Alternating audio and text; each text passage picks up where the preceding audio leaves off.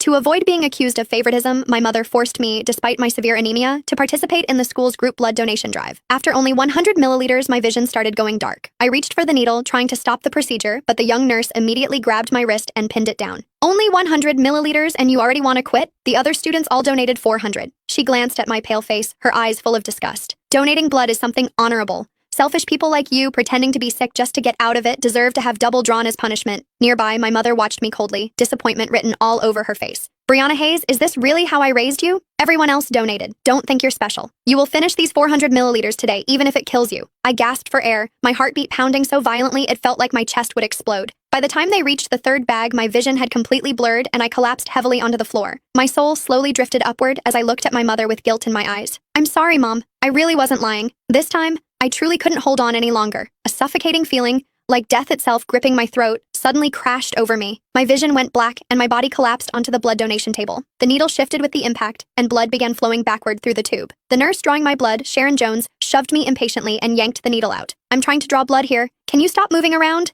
Now I have to stick you again. When I did not respond, a flash of disgust crossed her face. She gripped the needle and drove it hard into my arm. Oops, missed the vein.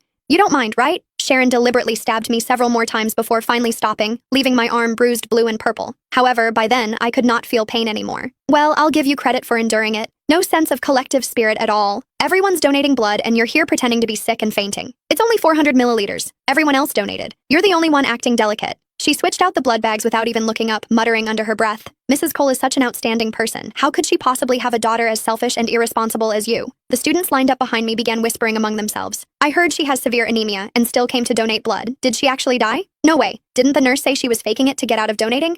Besides, Mrs. Cole dotes on her so much. If something had really happened, would she still be standing there acting so calm? As they talked, the looks they gave me became even more contemptuous. I floated in midair, panicked, turning desperately toward my mother. Her brows were tightly furrowed as she stared at me with disappointment and disgust. Brianna Hayes, stop pretending already. All your classmates are watching. Get up this instant. However, I remained motionless. Sharon paused, her hand still pressing against my arm, then sighed toward my mother. Mrs. Cole, if she refuses to cooperate like this, should we even continue drawing blood? We've only taken 100 milliliters so far. The other students all donated 400 and none of them made such a huge fuss. She even threatened me earlier, saying she's the director's daughter and demanded I record other students' donations under her name. Otherwise, she'd report me to the hospital. Maybe we should just forget about taking her blood this time. Instinctively, I tried to explain. However, no sound came out. My mother's face darkened. She suddenly drove her foot hard into my lower back. My body was already limp. The kick sent me crashing heavily onto the floor. You've truly disappointed me. Since when did you learn to bully people with your status? How did I end up raising a daughter like you? I lay motionless on the ground. Trembling with rage, my mother stepped forward and stomped hard on my wrist. Brianna, pretending to be dead in front of everyone just to